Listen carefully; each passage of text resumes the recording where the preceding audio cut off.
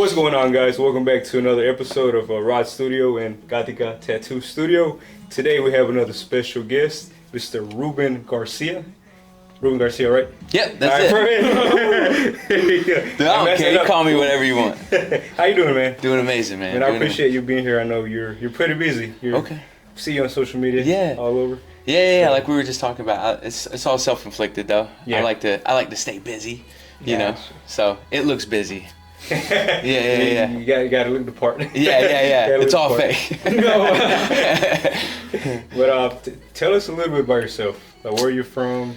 Okay. Start where I'm from. Yeah. Well, born in Florida, okay. A little small town called Inverness. Not many people. Y'all know where's that? No. Yeah. No one does. Only a select few, man. Like I can count on my one hand here in Fayetteville. But but I left there, right, and then came here. And when I was in kindergarten. Okay. So I've been here ever since. This has been my spot. Okay. Yep. And just hung out here ever since. Fayetteville? Well, Hope Mills, Fayetteville. Oh, okay. Back and forth. But it's all connected, right? Gotcha. Yeah. It's pretty good. Yeah, man. What made you decide to stay here? Because I know a lot of people, they do. Try to get out of Fayetteville or Hope Mills. They do. Money. At first, I was like, I can't move. What are we doing?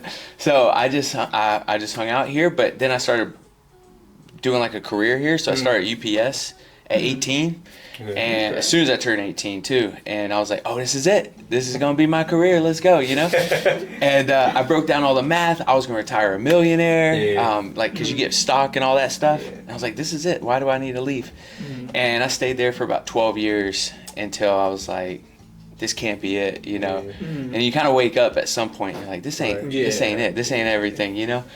So then I transitioned into real estate with zero love for real estate. It was just a way out of my current situation.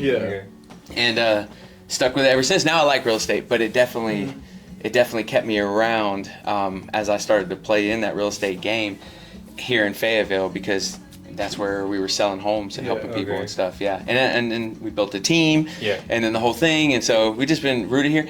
The wife and I call it our hub. So this is a hub. It's home too, but it's a great hub, meaning like cost of living's low. You got the airport, you got I-95, like you could travel's a thing, but the hub could be here. It's a great investment spot in terms of short-term rentals, long-term rentals. It's just to me, it's a great spot. So if I don't see us moving, because we have the ability to travel, like we were just talking. I was just in Atlanta, you know. So I don't know, man. I dig it. I dig Fayetteville. And I see you do a lot for the community, right? Go to the schools and all that. Yeah. Love going to schools. I tried going to schools a long time ago. Overall. Yeah, dude. Yeah. What do you think the school said? Like, what you got? Yeah, they're like, what you got? I was like, oh, I'm gonna teach kids how to be an entrepreneur and don't have to just rely on college. And then what do you think they said? They're like, nah. They're like, we don't need any of that. So it took some time, but now they have programs called CTE that's in schools, and I'm gonna be participating in this thing called District C. Yep. This summer with kids, which is like, I'm a business owner. Kids help me with a problem in my own business within the schools. Yeah, it's cool. They get a different perspective in terms of the business owner gets a different perspective. But I love going in front of the students, man, and talking with the students. Yeah, because I don't lecture them. I don't stand up there with a suit and tie and like, yo, you could be like this. I don't do any of that. I say who I am for like 3 minutes. Yeah, dude, real deal. And I tell them that. I'm like, yo, I'm going to give them the real deal. If they ask me a question, I'm going to give them the answer. And I've been extremely transparent. But I just go Q&A for the whole hour plus that I'm in there. What questions you guys got? Instead of me PowerPoint lecture. But I dig it, man. I love it. I feel like they get a lot out of it. So. Yeah, of course. Yeah. What made you want to start doing that? What made me want to start doing that? I don't know. I think back in the day, I've always had like a connection to just kids, and also a disconnect from school, honestly. Worked and tried my hardest in school, and I got like C+, you know, like even if I can get that, and I was really trying, and I was like, what's that picture of like an elephant, a giraffe, a lion, they're all trying to climb one tree, because the tree's like the education system, you know what I mean? And I'm the elephant. You know, yeah, I'm like Yeah. slapping the Yeah. bottom of the tree trying to figure it out. Can't get up the tree, and I was like, man, there's got to be a different way, or there's got to be a reason why the school system is like that. Then I go down that Yeah. rabbit hole, and I'm like, man, I just want to get in front of these kids and tell them there's different options, and like you're Yeah. not dumb Yeah. if you get a Right. D, an F, or a C, or whatever. Now some are, no, Right. you know, but like, you know, it's just I want to get in front of them and tell them there's other options. Right. Yeah, Yep. you know, like I was never the one that would go to school, do work, and all this, right? I was smart, but like I wouldn't do none of my work. My sister was a scholar though, Yeah. and my mom just gave up on me at one point. Yeah, she's like, Yeah, he's and done. I was going to go to college. Well, I went to college, and she was like, "What are you going to college for?" I was like, "Wow, that's what you mean." Dang. Yeah. What were you gonna go to college for? At first it was business, not business, computer information technology. Yeah. And I was gonna switch to business, but that's whenever I dropped out. Whenever I switched to business, Oh, why? I was partying. Oh, okay. All right. Because that's interesting, right? I Like had you started to other go. priorities. Yeah. Yeah. As soon as you got into the business part, you dropped out and then got into business. Yeah. No, it actually. So I think I dropped out at 19, 20. Oh. Then I started working at Verizon, Okay. and it was until like 25 that I started tattooing. So it took me a minute Oh. to get into business. Oh, wow. Yeah. So, but my family comes from business too. So Right. yeah. So have they helped you along the way? No. No? No, they were Not in terms of financially, but like just advice. Not really. What I did notice from them was the hard work ethic. Like you never take a day off because she had Right. restaurant. My mom had restaurants, and I would see her go to work even on her days off to get inventory, do all this. I was like, I want to work smart, not hard. Yeah. Yeah. It's a hustle. It is. It is. I seen the way they worked, and I was like, well, they doing it. I have to do it eventually. So. Yeah. That's a differentiator though that I've noticed is like a lot of people have ideas to start businesses. Yeah. And some will work at it, but the ones who work hard, especially in the very beginning, they're the ones who separate themselves from everyone else because they feel that gap of like, while the other person's scrolling on their phone or just bull driving with somebody and not really doing anything, the other one's in the background working and they're just like slowly getting ahead, you know? Yeah, and you know, I used to love drinking. I used to love partying and everything. But whenever I started tattooing, I was like, I either have to choose tattooing or I have to choose the party life. And I was like, let me go the tattooing route. Yeah. Yeah. Because one has a future. Yeah. I genuinely enjoyed it because I was creating art. Yeah. And drinking, all I'm doing is just passing time. Yeah. And the other one let me create let me create art, let me do different things that I've never done in my life and get paid for it. Right. So, Yeah. And now look at you. Yeah. still not there. Yeah, I still feel like I'm still on my way there. Yeah. Well, I was telling someone a long time ago that I feel like that's kind of what this is in a way. Like you put a goal in front of you or a vision in front of you, and then you stand in it and you've accomplished it, and you look around and you're like, oh. And then you look up and you're like, oh, so I have more potential than this. And then you're growing again. Yeah. You know what I mean? And I don't know if that journey ever really stops. You'll capture it for a little bit, but then you realize there's probably more I could do here or help.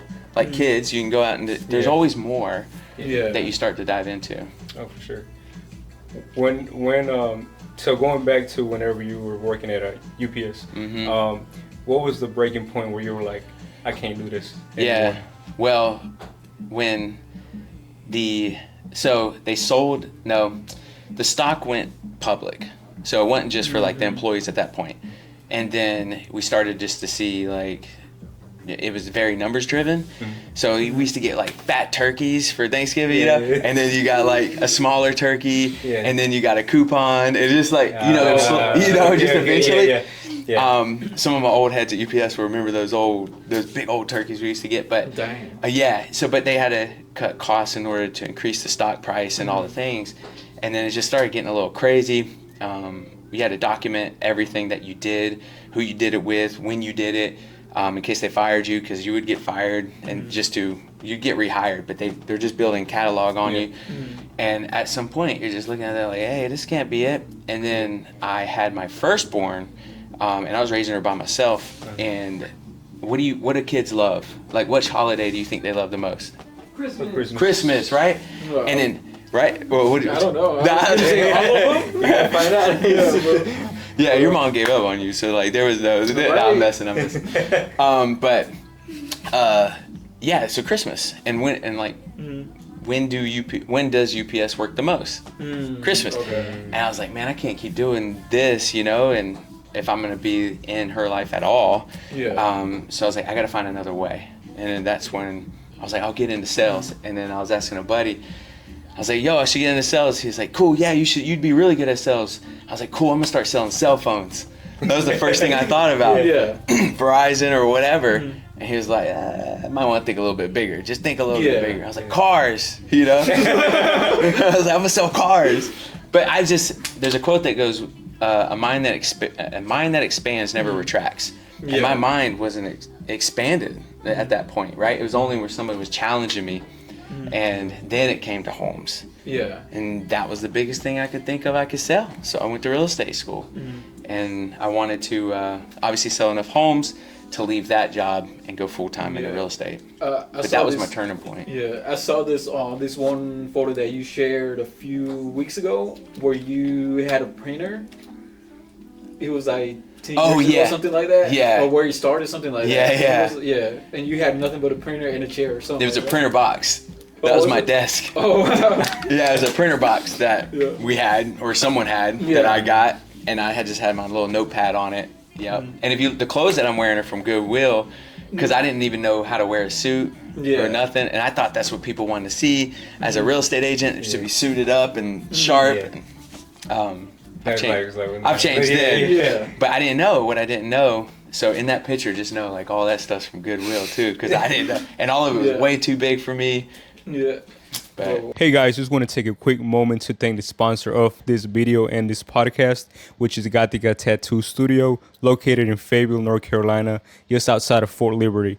They pride themselves on delivering high-quality tattoos in a clean, safe, and friendly environment. Their award-winning artists specialize in a wide range of styles from black and gray realism to traditional and neo-traditional, black work and custom designs. They believe that every tattoo tells a story and are dedicated to helping you express your individuality through their art. Whether you're looking to get your first tattoo or add to your collection, they ensure a personalized experience tailored to your vision. Come visit Gatica Tattoo Studio and let them bring your ideas to life. Walk-ins are welcome, or you can book an appointment. Well, I remember whenever I first started tattooing, or when I first started tattooing in Fayetteville, my sister had just wrecked my car, right? So I didn't even have a car to get here, so I was getting dropped off. I was borrowing my sister's car, one of my older sister's car, but my little sister had wrecked my car. I was like, bro, I'm going through it. I think I had like $200, bro. dang, dude. And my permit was like $250. I was like, yeah, something got to give. Yeah, that was your turning point? No. No, there was a couple turning points before that, but that was like a punch in the mouth. Yeah, I was like, something got to work out somehow. Yeah. Because I grew up with the family being in the business industry, and I seen that you don't budget, you just make more money. So I was like, all right, so I need to come up with more money because that $200 is not going to go down to $150. Right. I just got to make more money. Yeah. There's definitely two concepts. And one is cut costs or budget, and one is just I guess there's three, because you can cut costs and make more money at the same time. But cut costs or make more money, or both. Yeah, I've heard that from Grant. Y'all know Grant Cardone? Oh yeah. Yeah, people like him, people hate him, but in that book 10X Rule, he's like, just make more money, dude. I've been trying to get him to read it. Yeah. Or the audiobook. It's a good book. Audiobook's better. The audiobook is. I like the audio. Because there's more meaning when he says it. Yeah, and he jumps off the script too. I've always liked audiobooks for that. The author will jump off the script and be like, well, let me tell you something about this. And you're like, yeah, let's get into it, Right. Yep. No, I do need to listen to him, because he's not the first person who's mentioned it. You're not the second. I've heard it many times. And there's many more too. I grew up listening to I think the first one that I ever heard was Eric Thomas. This was during high school. The hip hop preacher. The hip hop preacher. And a thing that always stuck to me was the day that you want to breathe as bad as you want to succeed. That's the day you'll be successful. Yeah. So that's So one of the biggest things I talk to about one of the biggest things I bring up when I talk to these kids is their circle, the people that influence them, and you're the top 5 or the people you surround yourself with the most is who you're going to be. You're the average of the top 5 people you surround yourself with. And I was like, yo, if you don't know what that next circle looks like, because some people are in a circle like 3 levels down, so the circle above that is still kind of negative, the circle above is still kind of there's like this almost it feels like a trap. It's not a trap, but it feels like a trap. And for me, that's what I had to do. So my circle outside of my other circle that I had to like you know just get out of my life a little bit was Eric Thompson, Napoleon Hill, Grant Cardone, Gary Vee back in the day. Just all these people that you can create a circle around you, but they're not really here physically, but you can listen to them. And that's where it started for me. You know, my ninth grade year, first year in high school. Did you go to high school here? I grew up in E-Town. So when I was there in East Bladen, I was listening to Eric Thomas. There was somebody else that taught about business-wise. And during that time, it's whenever it was becoming very popular, like the fitness influence and stuff like that. So during my ninth grade year, I built a website. I learned it from listening to the podcast or watching videos. And I started like a fitness clothing line from, I think it's called Printful. It's someone in some kind of company in Arizona. Yeah. And I just designed it and everything, made a website. I got in contact with like different people who were trying to be like influencers. And I kind of made a deal with them, like based off the podcast that I had heard from.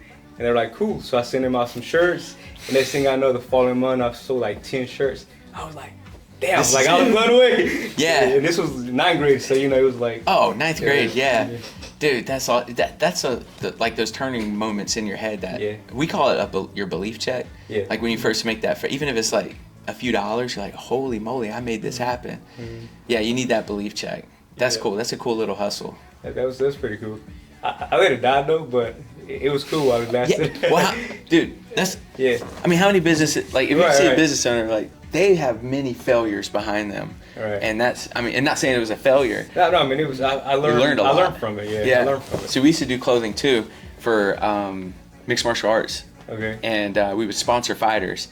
And the way we would sponsor them, we'd give them a free T-shirt. Yeah. You know, then we'd kind of find yeah. We did sponsor one dude, Eddie Wineland, in the WEC before the UFC bought him out. That was cool. It was called MMA Ammo.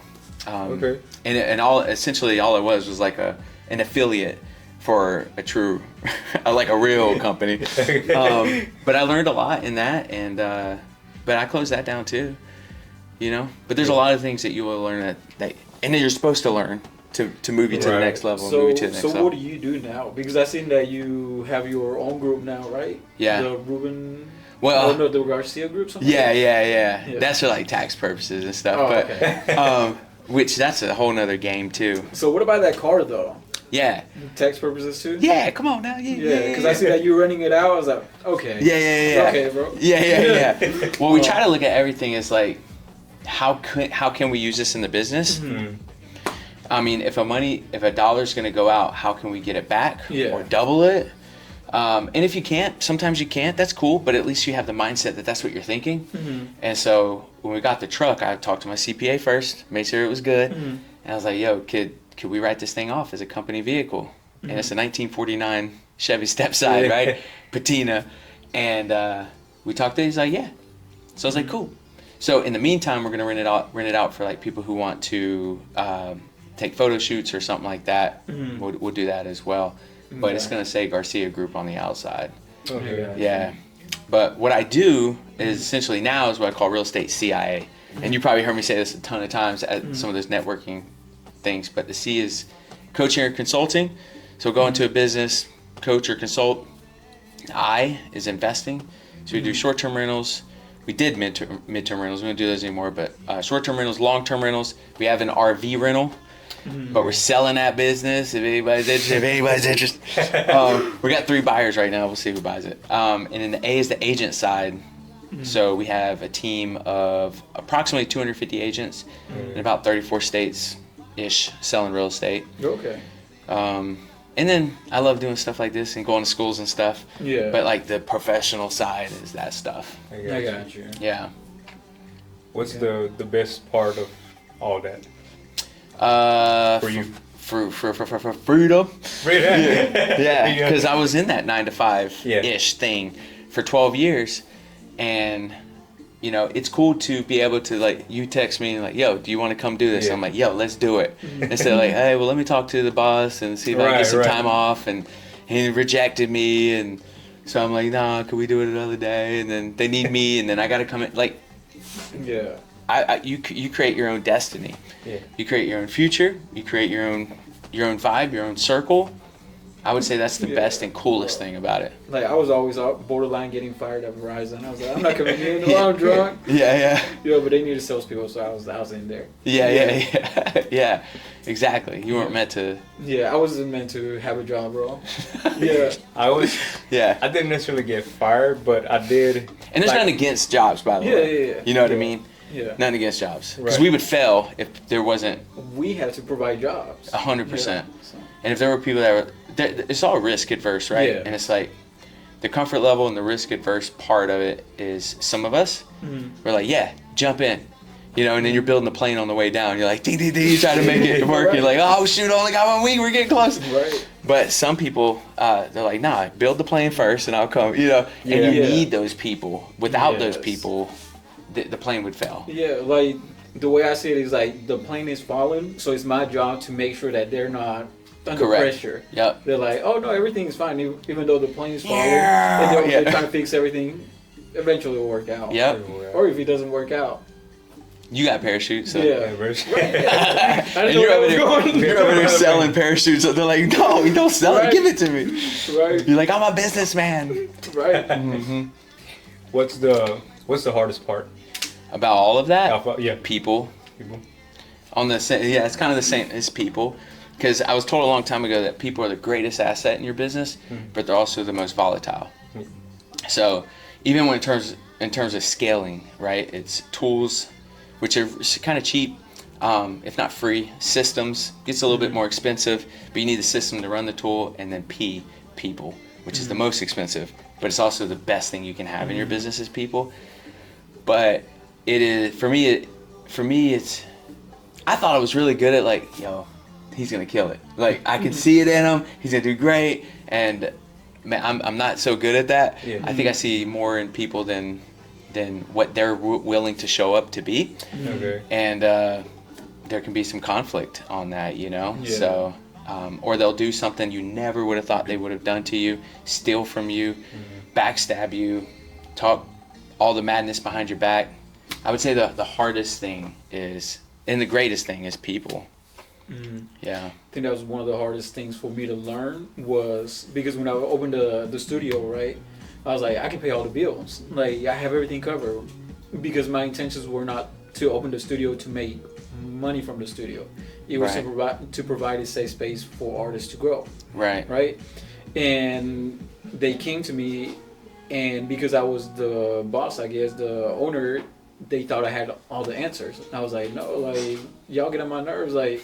Yeah. And then if I had to give credit to somebody, I didn't know how to give credit to them or know them as people, because you know some people are too sensitive, some people are not sensitive. Yeah.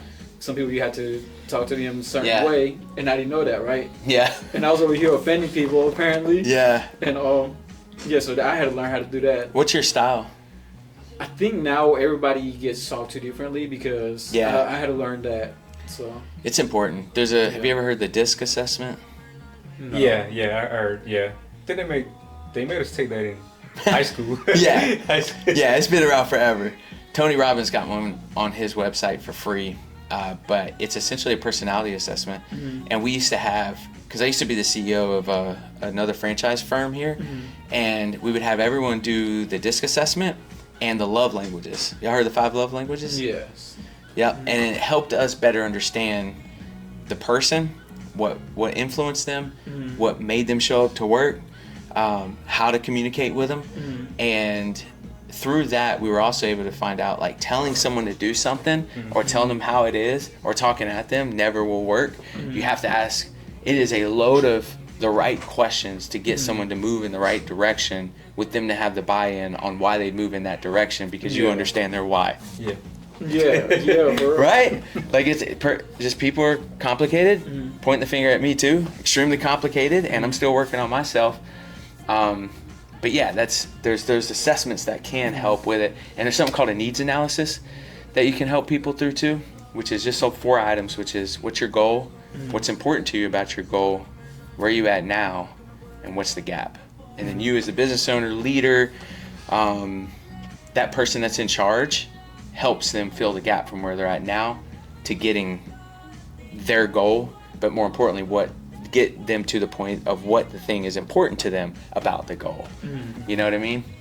So there's all these little strategies and assessments and stuff that help you with everything you just said. Like, oh man, I'm communicating over here, they're communicating over here. It's just like this. There's tools to help. I think the way I went about it was, who are some coaches, some great coaches, and then I went to, what's his name, Phil Jackson, the coach of Michael Jordan and Kobe Bryant, because he had a lot to deal with, and he coached 2 of the best ones. Yeah. So I was like, all right, well, let me listen to his audiobook, and then I started learning a little bit there on how to talk to people. Yeah. But yeah, it was a hard transition for me. What was the name of the audiobook? I want to say it was like 11 Rings. Phil Jackson. Oh, okay. Yes. Okay. I read a book with one of their coaches as well. I don't remember what it was called, but it does dive into the personality of that high achiever and why. Are we talking about the one where he talks about you're probably fire? He talked about how he coached Michael Jordan and Kobe Bryant. Yeah. And they were 11 Rings, the Solo Success. Coach of Coaches? What was it? Coach of Coaches? No. You gotta have me go to my Audible. That's what I'm like. But it was good, man. And honestly, I gave it to my wife. Relentless? I was like, see, this is Relentless. Relentless. I was like, yo, this is an insight into me. You know what I mean? Yeah. Yeah. I thought people were just crazy, bro. Like I didn't know people would think like that, bro. Well, I went to Hope Mills Middle School, right? And I remember talking to my friends. I was like, I kind of like stopped everyone in the hallway. I was like, we're different. And they were like, what are you talking about? I'm like, I don't know, dude, but we're different. Because you can kind of see like society moving almost like it's a herd mentality. But you see everything slightly different, and almost the reasoning why the herd mentality exists. And I remember seeing that in middle school, like, yo, breakthrough, you know? And you feel a little crazy because there is the mass that's moving in one direction. You're like, but what about what about that? See, my thing is, I heard somewhere when I was younger, it's like the truth is always in the middle, right? So I know one side, but what is the other side? Like, because, exactly. So it always got my brain thinking the whole thing. Like whether I see your business, I'll start analyzing everything. Like, all right, I see the top, but how does it work all the way to the bottom? Yeah, and I'm pretty sure you can see this business and be like, okay, so this is how they work. Let me go all the way to the bottom, right? Yeah, I mean that. There's something you can learn. We went to Southeastern General Contractors. Do y'all know them? Dude, he'd be someone killer to have on this. Okay. Young cat, and has built a big business by being extremely disruptive, right, in his space. Really cool. But we met with him yesterday, and his systems, bananas. But there's a lot that I can learn from that I can take into my own. There's stuff I can learn at a tattoo shop there's something you can take into anything in your business, you know? Yeah. So that mentality of like breaking it down and chunking it down and pulling out a piece and like, there's a quote that goes, success leaves clues. Just pick the clues up. It's kind of like how we got you in here. Yeah. Because I was telling him like, I mean, even though you haven't, I don't think you've seen the other podcast. Yeah.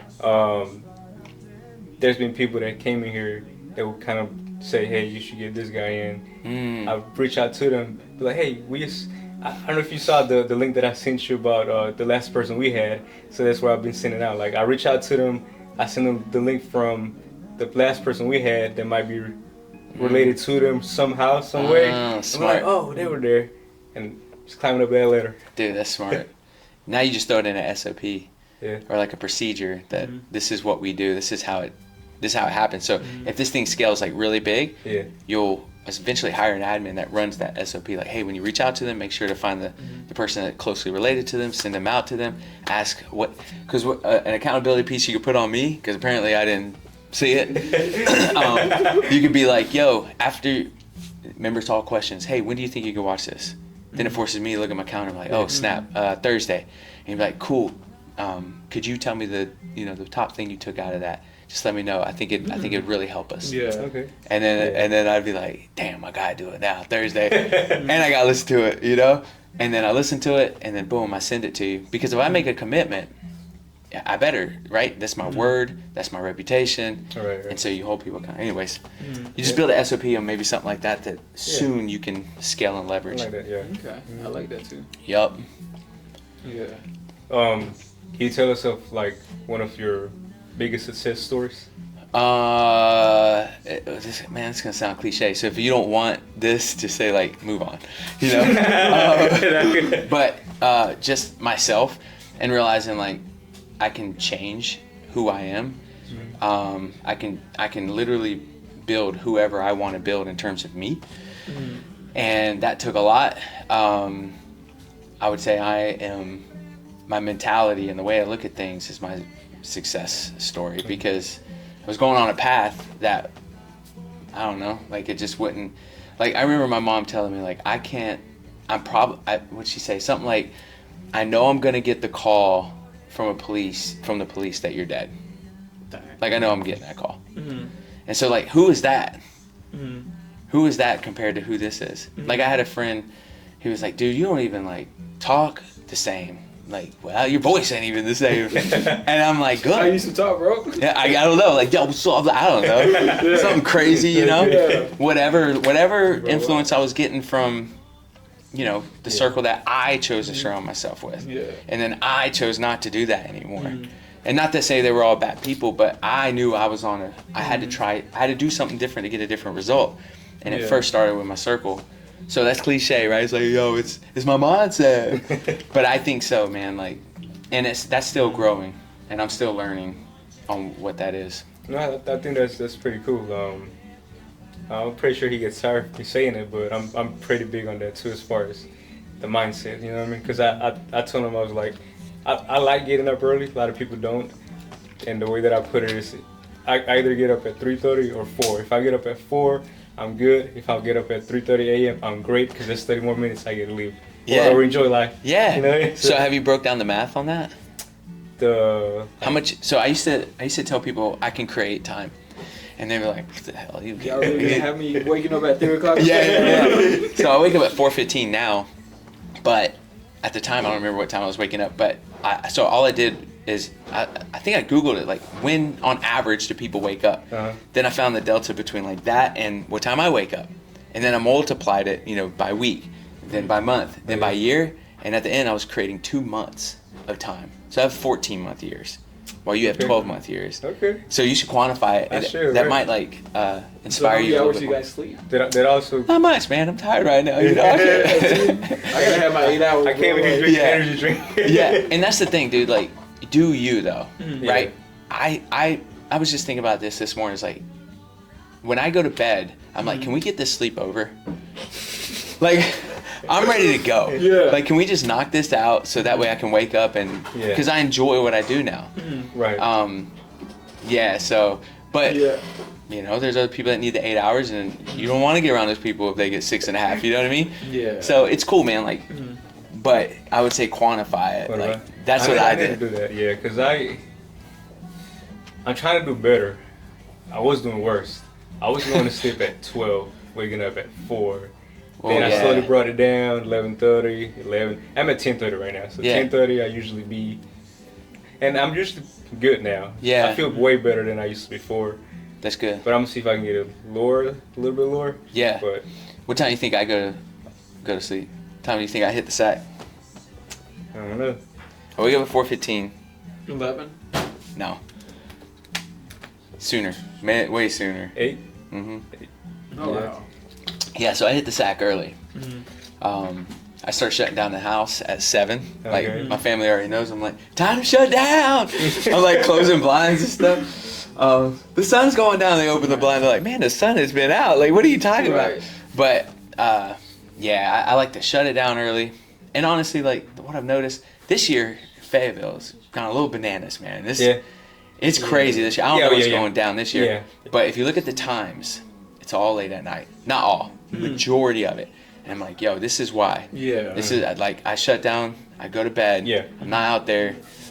And the party lifestyle will get you caught up in some of that stuff too, you know. Mm-hmm. So, yeah, I stay away from that. Gotcha. Yeah, Nicole, move on my appointments at 7 o'clock. Look, you ain't waiting to change. He ain't What, waiting to 6 change. o'clock? Everybody has to be here at 6 o'clock. Yeah. I try to end all my appointments at 3. Really 2:30. But if I could do 3, because my daughter, my youngest, 6, she gets out of school at 3 something, 15, I think. And then she's at the house at 3:30. And that's like, when you say like, what do you enjoy most about it? It's like that. Yeah. Like I can just hang out with her, because you can't get time back, dude. Oh yeah. No. Nope. And every day it goes by, you could just go ahead and check that one off and put it to the side, because it's never coming back. So, anyways. Gotcha. Yeah. You're slowly dying. No, but that's true, because like Yeah. right now, I have an 8-month-old. He just had an 8-month-old too. Or You just had an 8-month. How did that work? Dang, how did that work? no, he's Baby's crazy. he's 1 day older than mine, right? Yeah. But I know I'm at work all the time, Yeah. and I know I'm not gonna get that time back. That's Yeah. why I think me having my son made me realize that yes, I love what I do. I enjoy tattooing, but I need to work with my brain, You not my can hands. you can do both, dude. Yeah. Like you can love and come here and love what you do, and spend that time with him, right? Because that's I just told a long time ago, the greatest investment is your kid, right? And I remember being a kid and wanting more like just attention, you know. So I'm lucky to be able to do that now, but that's what they're gonna remember. Did y'all grow up with like money? Did you grow up? No. I didn't. Shoot, I didn't realize I grew up poor until I Right. started making money myself. Yo, so that's what I was 100%, and that's what I was telling people. It's like, because when you're a kid, like the smallest thing can be enjoyment to you. A box, and we know this, right? Like, what did we make out of boxes? Everything. It was our fort. It was our spaceship. Like whatever, right? Like bro, that stick outside, bro. Yeah, I talk about sticks all the time, dude. Yes, man. And so it's not the fancy things. It's not even things. Yeah. It's time. That's it. Yeah. That's it. That's it. So, but I did tell my oldest, back when I first was gonna leave UPS to do the real estate thing, I was like, yo, give me 2 years. It's gonna be a hustle. I'm gonna be frustrated. And she was like, I don't know, a year old, like, not understanding a word. But I'm like, yo, but to go back to you, like, yeah, the hustle has to, it's a real thing. Yeah. There is sacrifices, and it's gonna be like that. And people are gonna be like, oh, how could you, and all the thing. But you know why you're doing this, and you know it's a hustle in the beginning, but it's not a forever hustle. Yeah. Right. Oh yeah. But even that, like our kids see it and they know they have to do the work. Like my parents, like I said, they had a restaurant, so I seen what they did. So I know I could, or I would have to get my hands dirty. Yeah. So my son, hopefully, he'll see that too. Yeah. So. He will. He's what was it? There's another quote. I'm like, love some quotes, but it's like I can't hear what you're saying because your actions are too loud. And that's what you're doing, right? Like, you're not telling him.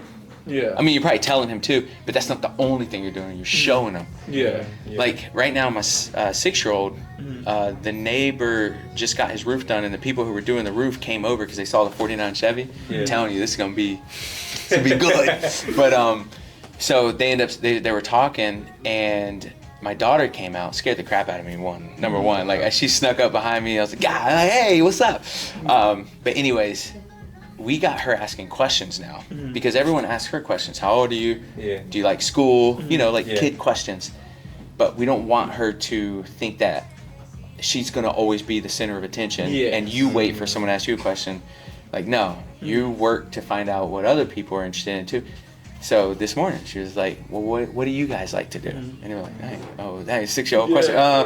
And then they said, and then we're trying to teach her to go 3 deep. So 3 deep in questions gets you to understand someone a little bit more. and kind of breaks where like society asks people questions, but you go deeper, right? And so we're trying to teach her this, and then she did. She got deeper into, so why do you like that? Yeah. But it's not what I'm telling her. Like, she sees me do this. Right. And that's what you're doing too. She's part of that process and that journey. Yeah. Or he is part of that process and journey, you know? Yeah. Yup. That's pretty cool. Yeah. It's all learning. I'm trying to figure this thing out too. Yeah. How many kids do you have? 2. 2. Yeah. Nice. Mm-hmm. You gonna get more Eventually. eventually? Yeah. This one was a surprise. So, Yeah. Yeah. Yeah. Yeah, it was a surprise. I think most are, but they don't admit it. You know, the parents don't ever admit it. No. Like, to the kid. Some do.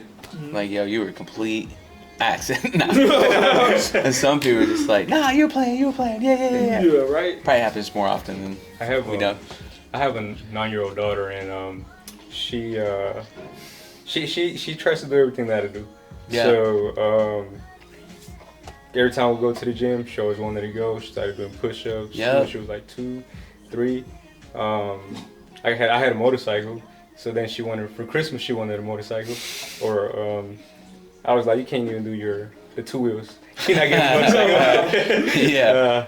And then when I started doing the camera thing, now she wants a camera. So it's like, yeah, they'll pick up fast. Yeah. So, Because, I mean, they're a lot smarter than what we try to pretend that they're not, too.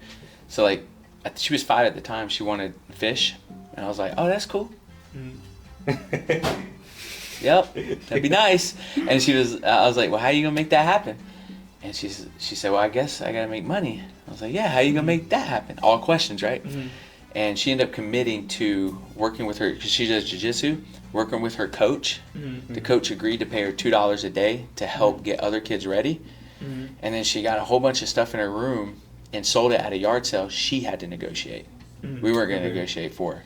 So she learned how to talk to people and negotiate that stuff, and ended up in like 3 weeks making $120 or whatever. Yeah. Because fish, by the way, aren't just fish. Like, you need the tank, you need like the little bubbly to put oxygen in it, and there's strips and more than what we thought. Oh, yeah. So she did all the things and bought her own fish. But it's not because I told her. I did tell her, but it was because also, like, she sees and is surrounded by that. But going back, man, they do. They learn so much more than what we think. We just have to allow them the space to explore that.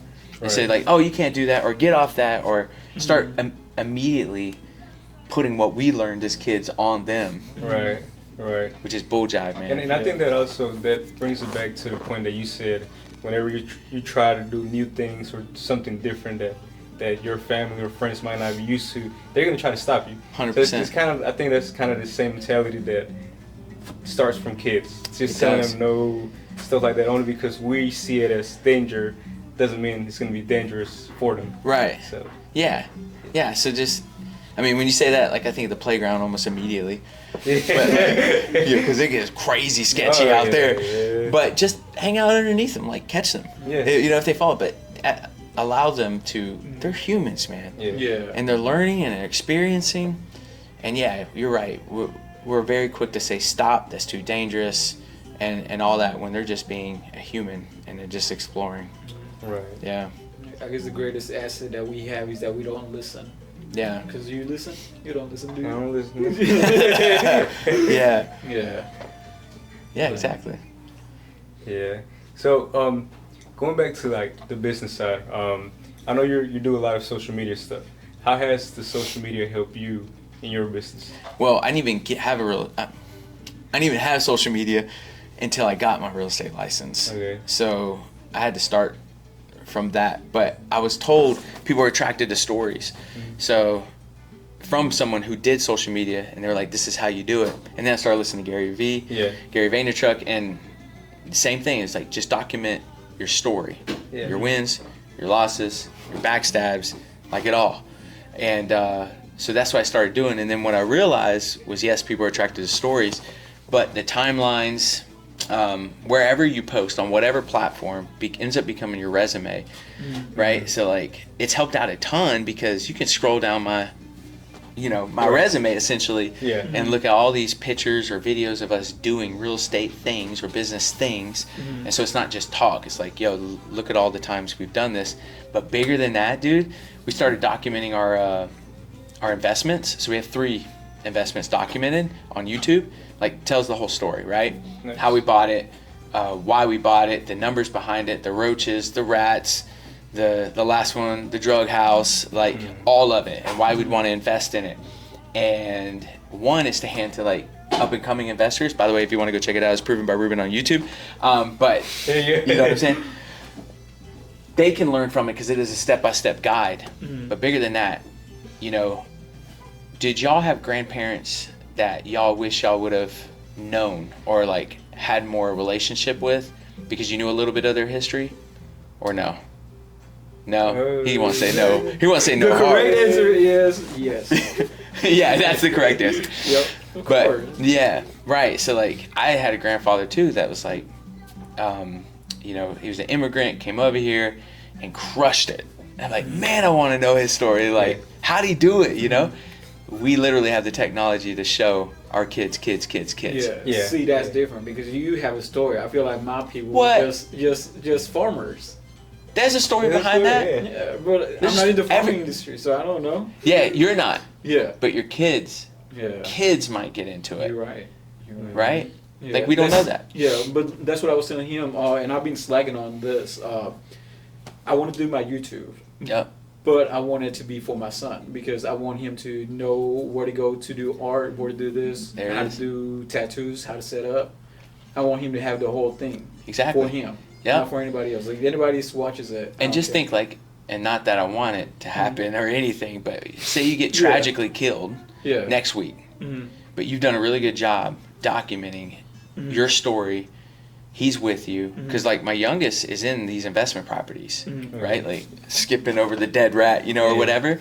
And she can go back if something happens to me and look Yeah. at us working together, playing together, laughing together. Like it serves more of a purpose than just content for leads. Yeah. Right. Yeah. You know what I mean? Like we have the technology to capture the story that can be told for generations Yeah. and generations. And oh, by the way, how fast do you think wealth goes? Like, which generation do you think spends all that wealth that this generation started and created and worked so The hard to third, build? right? Third. Yeah. So like that also builds a stickiness, right? Because now that house has a story, or now that investment has a story, and so they pass down the videos of like, watch this. This is your great grandfather. That's me. You know, like whatever. They're like, yeah, look, little Johnny. Like that's me. He's holding me in his arms. You know. Yeah. And it builds a little bit of stickiness too to hopefully keep that wealth within the family or whatever. Right. There's a lot of layers than just, Right. you know. Yeah. So social media has absolutely helped, and I think it's bigger than what we realized that what we could use for it in the future. Yeah. Yeah. And maybe technology is like so heavy, like they grab who I was in the videos and put me in like a cyborg in the future. You know what I mean? And I come back. Make a whole movie. There you go. You know what I mean? And then I'll document that process. Like who knows? Do you follow like any kind of trends, or you just kind of go with it? I used to. I I guess I do follow. Let's see. I follow any trends, like current trends. Or do you just do you, like, I do me. or Heavy. to yourself? I am way more authentic see, to that- myself than when I that's my first thing, started. Like, I don't like, because we're in the industry that is heavy on social media. Yeah. I don't like trends. Yeah. I hate trends. Yeah. I feel like I would want to be just authentic to myself, to who I am. Yep. Yes. Outside of that, I'm not interested in social media. I just want to show people who I am, I guess. Yeah. Absolutely. Like I said, I wasn't even on social media until I got into business, because it is a tool in business. Yeah. Matter of fact, we tell our people, create, don't consume. So when you're on social media, create, but don't consume, because it can be a trap, you know, and then you're stuck Yeah. there. But no, I'm very, very, very, very, very much me. Like, this is how I look all the time. And honestly, I dress this way because, one, I get hot like everywhere I go. So I'm like, I'm wearing shorts. I don't care. Like in Atlanta, I'm wearing a t-shirt and shorts, right? I was in Florida last week, burning up. Burning Every up. time I step out, like a Yeah. wall. Oh, it's insane there too. Yeah. Yeah. You Humidity's all the time, crazy. Yeah. Yeah.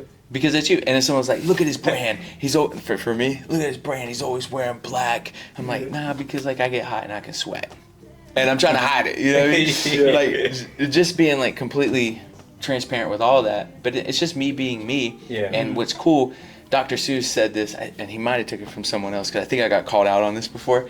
But he said something like, "Be who you are and say what you feel, because the ones who mind don't matter, and the ones who matter don't mind. Be who you are and say what you feel, because the ones who mind don't matter, and the ones who matter don't mind." I'm like, done. That's all you need to know. Thanks, Dr. Seuss. Right. Where my shorts at? There you go. Right? Because I did fake the funk, you know, of wearing the suit that was too big. I didn't know that, because I thought that's what people recognize as like success, truth in real estate, and it's just not. It's just whoever you are. If you like to dress sharp, dress sharp. But I'm very comfortable this way. You know, not too long ago, I seen the scrolling through Instagram, I think it was like a reel, and it said real estate agents, and the guy coming in a Lamborghini with a suit and everything, and then they put like his stats, and they were like sold 0 homes, In debt. right? Yeah, in debt and all that. And then here comes the other guy in like a broke down car, shorts, just woke up, and put his stats, sold over 100 houses this year, made Millionaire. this amount, this amount, and all he does is, "You sign here, you're good." Yeah. I got this. I already did this negotiating. Just sign here. We'll get you the house you want. Yeah, I saw that. That's, I mean, yeah, because they don't. What do they have to prove? They got the skill for it. But I was also one of my mentors growing up. Do y'all remember Pedro's Restaurants? I don't know. No. He was one of my mentors. It was Pedro. I was dating his granddaughter at the time, and he's probably one of my biggest mentors in business because he started as a farmer. Yeah. I showed up here to Fayetteville Yeah. in his little taco truck, you know, and a little stand that he would push, and built $1 million plus business with restaurants, and invested like on Brad Boulevard. You'll see Pedro Drive, his apartment complex. Yeah. It's all him. But he was very, you know, multimillionaire. Would have never noticed. Like, still drove a truck that, as long as it runs, let's do it. And just wore what he wanted to wear, comfortable. Never dressed up. You never know. Yeah. It's like the millionaire next door, you know? Yeah. Nice. Yeah. So Nah, I didn't have to flaunt. I don't want to flaunt. Yeah. That seems exhausting, by the way. Yeah. To like continue to be this thing you're not. Exhausting. And then follow the trend. Like, what's the next? Yeah. No. Yeah. Yeah. Absolutely not. I'm not doing it. Heck no. Y'all would call me out in a second. You'd be like, "This dude faking it. Can you tell he's faking it?" Like, Yeah. I'm not doing that. Yeah. What's some advice that you would give your younger self? Man, so I guess 2 things just popped in my head. One, kind of keep doing what you're doing, because eventually look what it all worked out. But, you know, there were some close calls. Might not have worked out. Like very close calls, but I think probably just change your circle, or maybe just maybe I would tell myself to listen to a book that would help fast forward the progress, which is probably like Think and Grow Rich, or Robert Kiyosaki. I know everyone talks about that one. Rich Dad Poor Dad. Something that can kind of like, something that would jog my mental, and get out of what I thought is what it is, and there's nothing changed. Remember, a mind that expands never retracts. So hopefully I could influence myself to think different and think possibility at an earlier age, which will hopefully, the compounding effect would be change your circle, start getting into bigger circles, better circles, people who hold you accountable to do cool things and all that. So I wrestle with those 2. Like, would I even say anything? It worked out. Like, if everything was going to work out anyways, you know, but, or do I, I don't know, what would you do? What would you do? Would you input like a quote, book, whatever, in the ear of your younger self? Or whatever has happened has got you to this point? I think both, if I'm being honest. Like a mixture of both, only because I don't know how many podcasts I listen to that now, like, everything is there now. So it's like I learned most of my stuff from that. But the problem was, I don't know, because like the stuff that I was listening to, it was like it requires action. Mm-hmm. I never, and I wouldn't take the action, but at the same time, I couldn't take the action because there was no. Like, I was in 9th grade, I was in high school. Now I did take some action with the website and selling and all that stuff, but at the same time, the stuff that I wanted to do, it's like I couldn't even work. You know what I mean? Like, I couldn't apply for a job. Yeah. And whenever I got out of high school, I just started applying for a job, and I didn't get fired, but I quit many jobs because I was chasing money, so which one was paying me more. Eventually, I was working at a place where I was making $18 an hour, working like 10 hours a day. Smithfield Packing in Tar Heel. Oh yeah. But from all those jobs that I had, one thing that stuck to me was like, I don't want to work for nobody. Yeah. Or if I am, it has to be somebody that's pretty cool to work for. But even then, my ultimate goal is just to be like work for myself. Yeah. So it's a little both. Yeah. There's another quote that goes, "Go for your dreams, or someone will hire you to create theirs." Yeah, you can always hit me up at Proven by Ruben on all social media platforms. Hit me up if you got a question or if you feel like I can help with something. That's it. Yeah. Oh, and post something. Post something, tag me in it of something you've learned here, and tag the podcast too. So at least one nugget that you walked away with and what you're going to take action on. That's all. Perfect. That PVC pipe and nail thing. Oh, Lord. Oh, I done started something. I'm gonna Golly. use that. Well, Don't bring that back. Ruben, thank you so much. Of course, man. Thank you for Of taking course, the time dude. being here. Of course. Yes. All good, man. Of course. Well, yeah, we'll